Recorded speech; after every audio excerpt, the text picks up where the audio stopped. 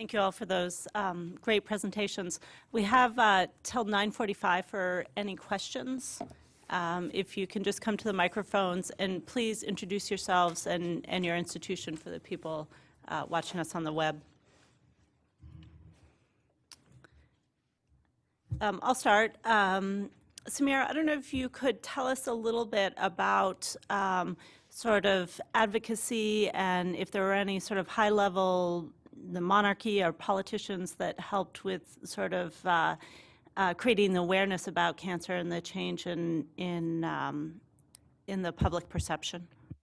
So that's really a very good question, and this is why one of my points were lesson learned is that we absolutely need to involve role models in countries like that, or here, of course, the proper role models, of course. But yes, advocacy did not exist in the country. We started the first advocacy group when we started there, but then it became an extremely major part of that campaign.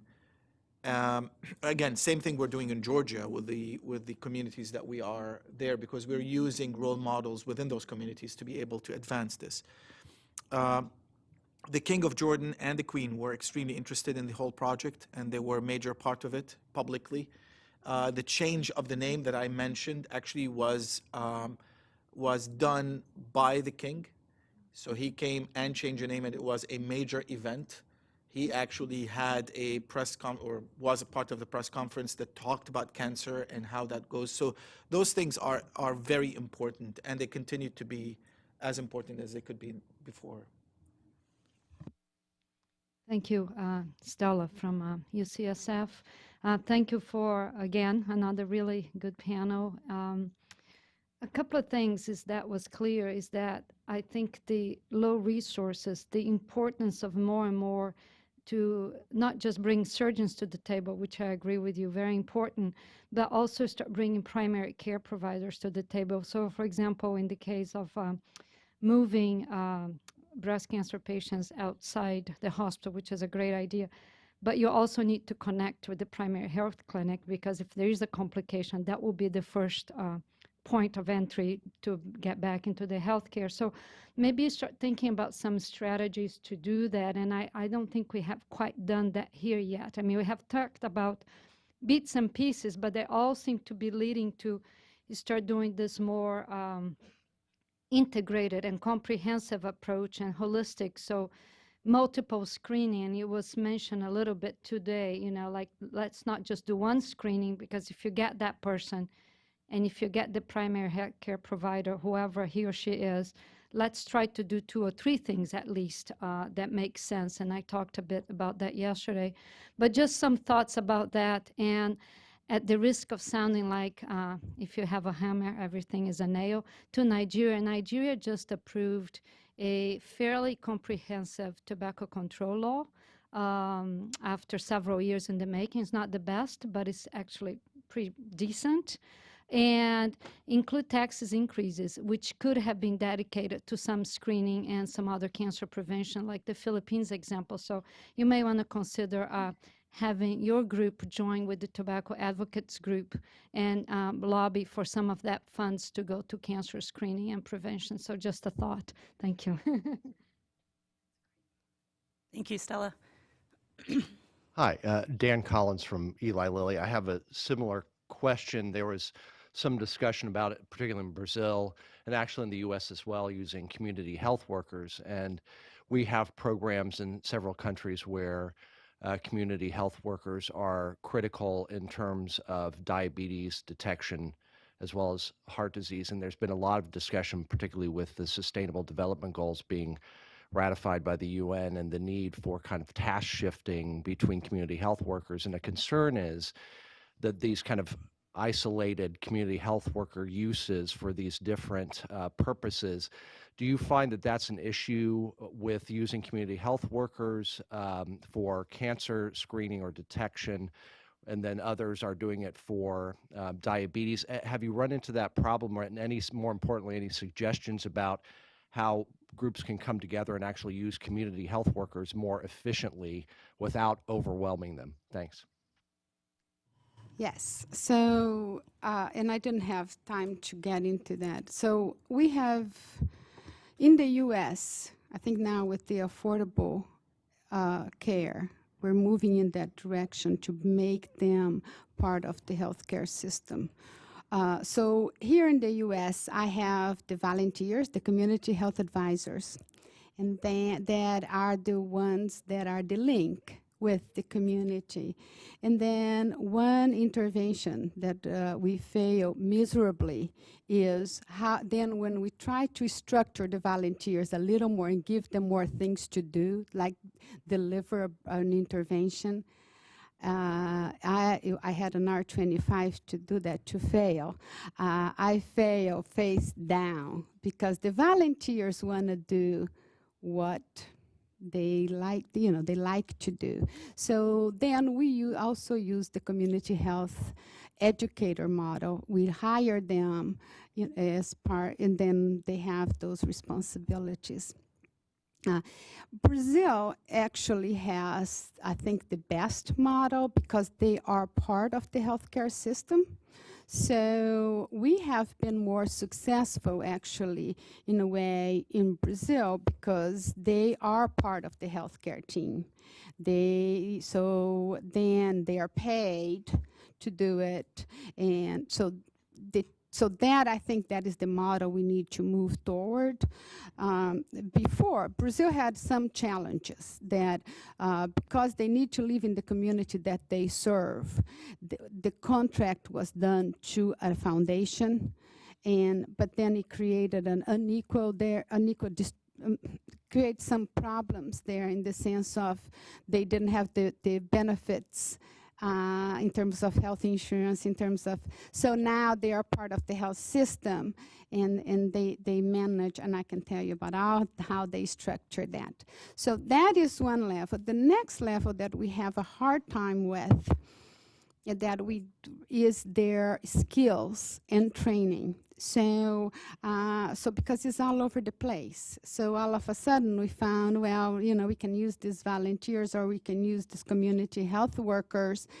So adherence to protocol is a huge issue because they have some knowledge, and it's amazing when we tape them, because now we're doing this behavior analysis to really narrow down exactly from an organizational side point of view, what skills do they need to have, how can we best train them. So we are really having coding, and it's very complicated.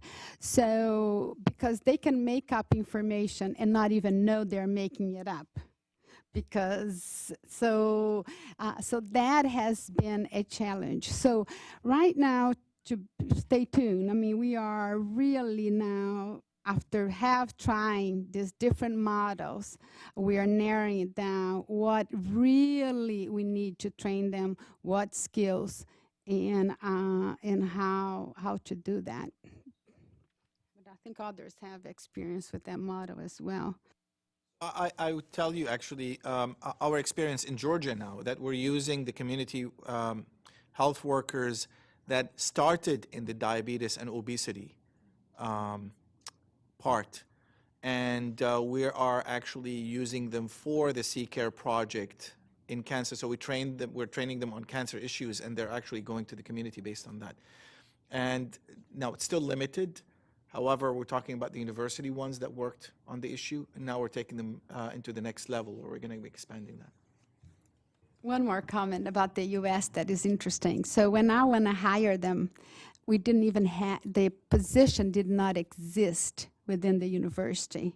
So we need to go throughout the process to create the position within it. Now it's called peer health educator. So it was progress, because even within the healthcare system, like in the Delta, the position does not exist. So even if we hire these navigators, they are hired sometimes as a clerk or other positions. So because even within our healthcare system or universities, the position does not exist. Peter, if you can just comment quickly on the primary care issue as well as community health care workers in Nigeria. Yeah, it's a great comment. Even with with this trial on releasing breast cancer patients at earlier, you're exactly right. We can't do it without having the community health center on board. So that's where a lot of the work has been done to set up. It's mostly training as to what they're going to expect. So they've actually been brought into the hospital to see what happens in the hospital and to know what to expect at home. And it's sort of a new focus of our group over the last year, I would say, to have this community health involvement. And as we do more community screening, the people who are actually working with us are not, there's one surgeon and 10 community health workers, because there are not enough surgeons, and they're extremely overworked in the operating room 7 days a week. So relying on the community health workers is really the only way that we're moving forward. But it's a relatively new relationship for us, and it's one that we realize we need to expand. Phil? I wanted to talk, because there's been a couple comments through the day and a half about silos, and this last one about community health workers providing a broader array of care. I mean, at one level, if you're going to do screening, there's no way you're bringing them all to the clinic. You would shut down the clinics for all other care. There's just not that many clinics. So a lot of the screening, if we're going to implement screening for secondary prevention or downstaging, we have to move it out. It has to be done through community health workers. And it doesn't just have to be the woman, it could be not just a well woman visit, it could be a well family visit, so that you're now getting the whole family involved in their own health care. The example that I like to point out is there's 20,000 midwives in Vietnam, and I pointed out to the Ministry of Health, if those women provide most of the primary care to women in Vietnam, and if they collected 5 PAPs a day for HPV testing, they would be done and they would cover the entire country in a half a year. I mean, it's just, you know, there's this workforce out there, and they're already doing the, you know, helping with childbearing and all these other services, so we need to integrate. The other one, which is something that Peter touched on very nicely, and Doyen did too, which is we're not going to do this without building up health systems, and there's got to be pathology and clinical lab and surgery, and so really to me there's a big piece missing in this global conversation, which is capacity building and not these silos of disease. Yes, we can do a lot with cervical cancer because we have great tools, but the truth is you're not going to do it even with the simplest program without good pathology, good labs, et cetera, et cetera. And the problem is it's not sexy. It's not sexy to talk about building good clinical labs and good pathology, but it's critical. If we're going to have any conversation about cancer, we cannot do it without pathology. You cannot do registries without pathology. You can't do registries without autopsy. Just, you know, we're going to be in the dark until we address those basic healthcare needs. And we have to move the clinical lab and pathology out of the sort of a luxury of a first world into, you know, global access. Thank you. I totally agree on this, Phil. And the issue is it becomes very high risk if you develop a screening program without an infrastructure. Because you can actually screen for breast cancer, and you probably can put lots of mammograms, but then if there are no follow-ups, the risk is extremely high, because then you don't know who's going to be doing what and what kind of repercussion and adverse events can happen. And lots of programs sometimes are done without that full, complete infrastructure. So I think you're absolutely correct. It's not screening until you complete the care. That's correct. It has to be a complete package. Just screening itself, I can teach a monkey to do screening. I don't think you can. I can do it to a bug. So the point is that screening is just a small part of the whole process. Mona, did you have a question? Yeah, I just wanted to comment on Peter's lecture. A little bit about organized screening programs. You know, there's been a nice review recently that came out of colorectal cancer screening programs, and really speaking to what seems to resonate in most organized screening programs. So promoting maybe less non-invasive tests, ones that are more acceptable. So speaking about your experience with colonoscopies, I'm interested in hearing about why you think it's less acceptable for stool-based screening. Is that based on specific studies that have been done in Nigeria? Because I think that there is some merit to promoting things that are more acceptable to a larger population for having an impact, and then maybe reserving the colonoscopies for a referral? Yeah, it's a great question. It's something we've struggled with from the very beginning and continue to struggle with. And a lot of this started when we first said, well, why don't we just do a large population-based, stool-based study? And because none has been done like that in sub-Saharan Africa. And there are a lot of data on benign, on rectal bleeding that show majority of the causes are benign. And that's been done in Africa and Asia. So we had that data, and then culturally the feeling was that their patients, and so I'm speaking on behalf of my collaborators here, there's no study that was done on this, but they all felt culturally nobody was going to go home and give stool samples. Now, it may be that they're wrong, and that is somewhere along the line is going to be studied and addressed, because I think on a large scale, as I said, there has to be some other screening methodology than colonoscopy. That's not going to be the answer. We chose to start with colonoscopy because we wanted to, one, we know we have to build up that infrastructure, and before we do anything else, we wanted to have that home base at the referral hospital so that we knew when we did larger studies that we could handle patients that needed to be screened with colonoscopy. But it's very challenging to think of what the next step will be. I mean, Cologuard is used here in the U.S. now. This has recently been released. I actually had a lot of conversations with them about, is there a low-cost version of Cologuard that we could use? Like, did you guys shelve something and say this is close for the U.S. but not good enough, and maybe we would try that in a low-resource setting? And I don't think that technology is ready and anywhere near affordable enough. It's unclear how it's going to fit in the U.S. even.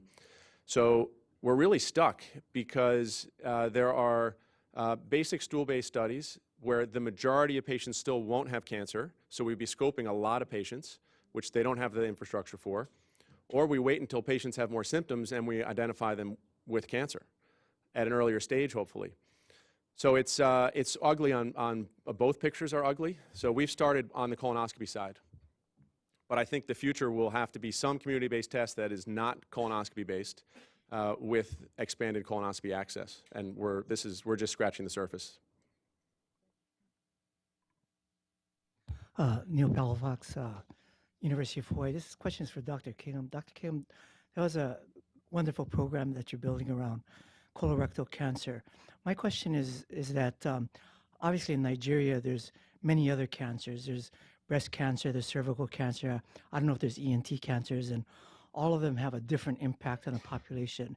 You've begun with colorectal cancer. Is there an effort to, for economy of scale, also aligning the breast cancer surgeons and the cervical cancer surgeons so that there's some parallel process or that goes on so that the work that you're doing is really addressing the other surgical needs at the same time? Or is it really you're starting where you can start because you have to start somewhere? I don't know if that question makes sense. Yeah, it does. Good question. We started with colorectal cancer because it's what the general surgeons are treating there, and half the ward is filled with these patients. So we started with that and said we've been very focused on starting small. We started with just one hospital, so his hospital and mine, and asked very simple retrospective questions, and then said, can we generate prospective data and tissue from your hospital on one cancer? And once the answer to that was yes, can we go to 2, 3, 4, 5 hospitals? We've really tried to focus on staying small. We have very grand questions in our head that we debate all the time, but we're really trying to stay focused and small so that we can be successful and grow. And this is a 10, 20, 30-year plan that we're looking at here. So as we become successful in colorectal cancer, we've built this infrastructure. You're right. The next step is that's why we just changed our name a few weeks ago to get rid of colorectal cancer from the name, because there aren't breast surgeons, there aren't colorectal surgeons, there's just general surgeons. They're taking care of all the same patients. So their first case is a low anterior colon resection, and the second case is a mastectomy. It's the same surgeons. And breast cancer is much more common than colorectal. So breast cancer is that's the next phase that we're moving into. It's the same surgeons, same research infrastructure. So now that we've built it, we feel we can answer some important questions there. We have not gone outside of general surgery, which would be going to GYNs. There's no GYN oncologists there. They're gynecologists who do operate on cancer. Because cervical cancer is so common, that would be sort of the obvious next step. There's been a lot of people knocking on our doors asking, well, why Why does a patient with colorectal cancer get access to this, but the patient with cervical cancer doesn't? And these are difficult questions, but if we don't keep this contained and small as we grow, we'll fail. But breast cancer for the next few years is probably where we'll be focused with colorectal, and then the next step after that would be bringing in cervical cancer. So we're slowly bringing people into the infrastructure we've built, because otherwise it's pointless to just focus on one cancer. I agree with you. Hi, I'm Sally Cole with the American Cancer Society, and just a comment really, but first to congratulate, this panel, which I think was spectacular, as all of them have been, a really good workshop. The comment was I was pleased to be invited yesterday to join a group of people who went and visited with the president, with the White House Office on Science and Technology, led by the American Society for Clinical Pathology, exactly addressing what Phil pointed out a few minutes ago, the importance of pathology to early diagnosis and everything else. So there is now a new, I think it's a group just sort of forming, but planning to work in 6 countries in Africa and build some lessons from that. So I think there are some important things. And then finally, a sort of a disagreement with my friend Phil about screening. I think, of course, screening has to be the big, yeah. I think that screening has to be the key to leading to treatment and so on. But I think screening in and for itself is also important. I don't think we begin to overcome stigmas and overcome denial and raise awareness in communities until we have some screening. So I think it's a way to build advocacy in communities around then greater access to care and treatment. Thanks. But I would, Well,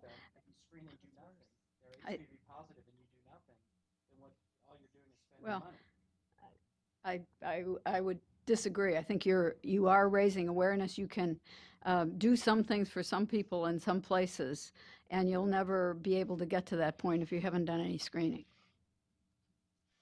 Well, from a behavioral perspective, and I have an outreach program, then we confirm all these beliefs that, it's a death sentence. So to me, and I agree with Phil, being there in the front lines, I cannot tell a woman that she has, and I work with undocumented immigrants.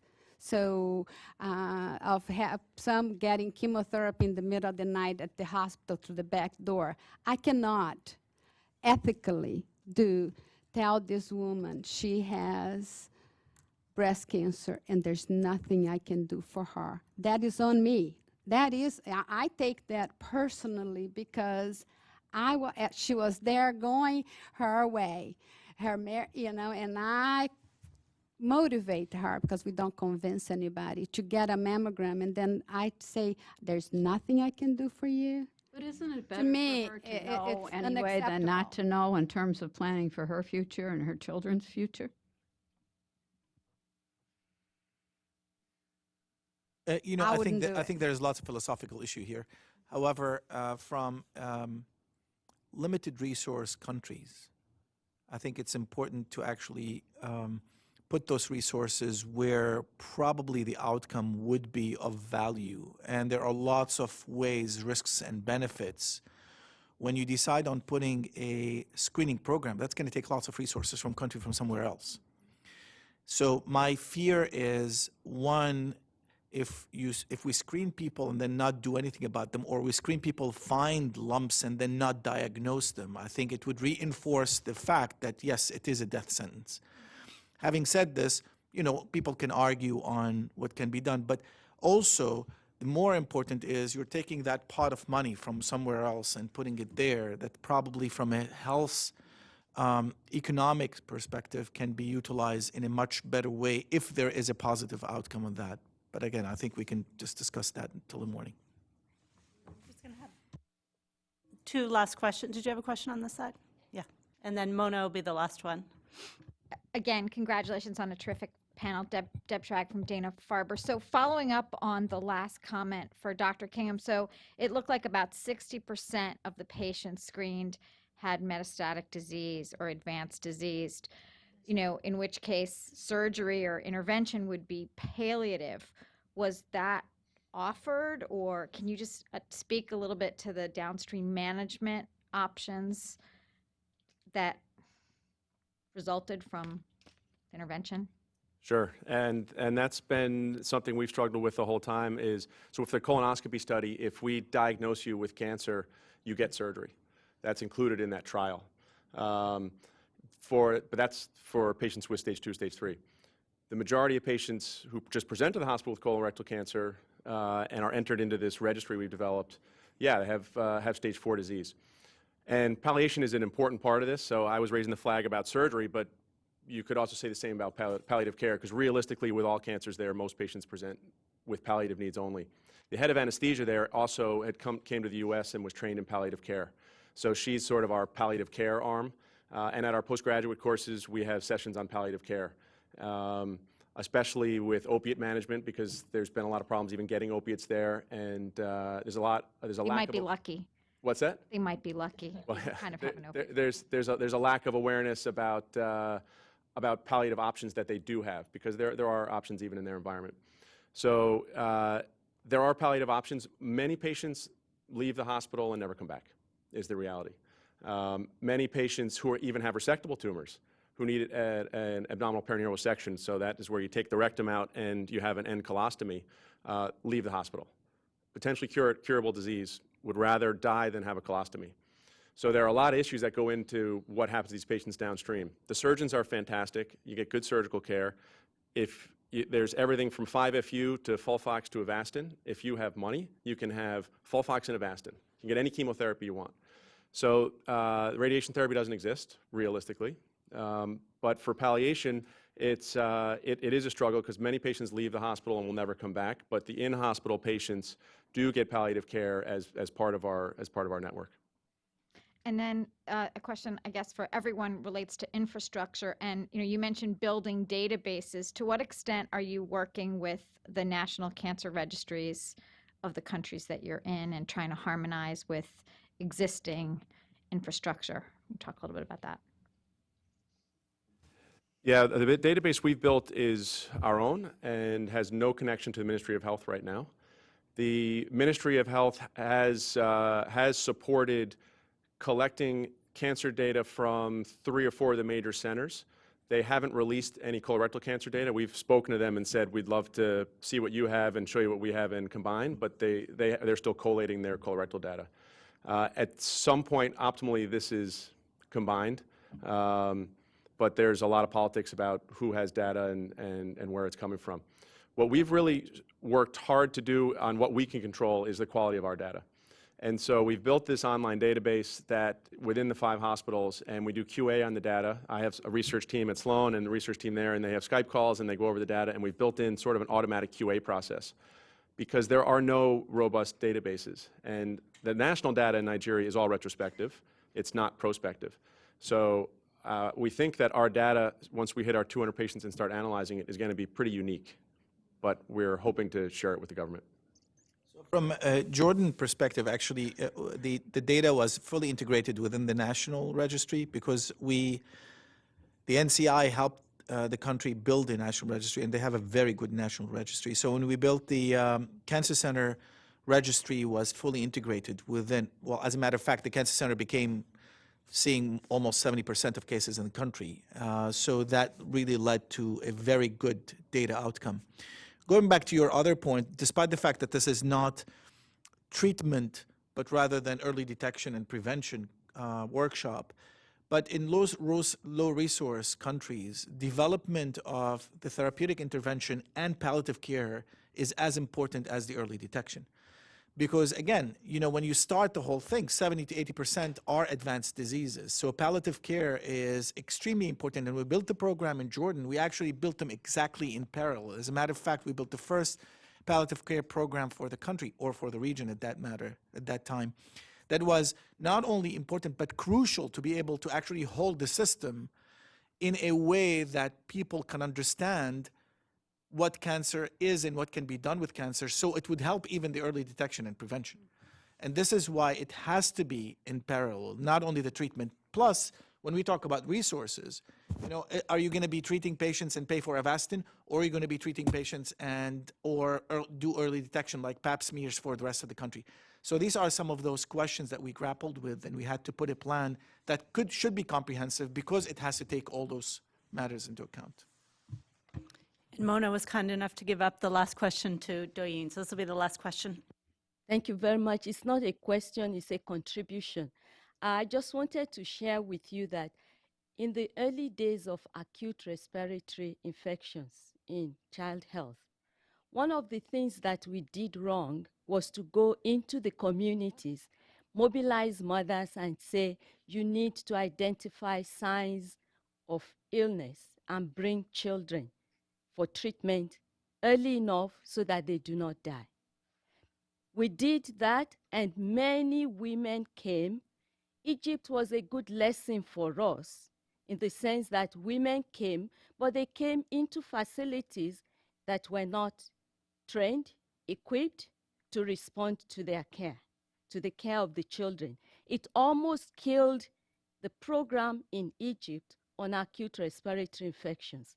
And so when we had the opportunity to lead Pink Ribbon, Red Ribbon, one of the things that we said was we would not immediately engage in a country that does not have at least one facility that could provide cancer care. And that is to make sure that if we did the screening and we found a woman with cervical cancer or breast cancer, there was a place to send them to. A quick example in Zambia. We did exactly what I have said, but because the screening process moved from clinics to outreaches, a lot of women were screened. Many women were identified who needed surgery. The number of cases that needed surgery outpaced the surgical capacity. And we became the problem of our own success, because they just were not coping. And women started to complain. You asked us to come for screening. Now we're having to wait 6 months to get care. Suppose we develop cancer, invasive cancer, before you are ready for care. The reason I've shared these practical experiences is just to throw light on the previous conversation about screening and the entire continuum of care. Thank you, Doyin. We're going to break now. If everyone can come back in about 10 minutes for our last stakeholders panel. Thank you.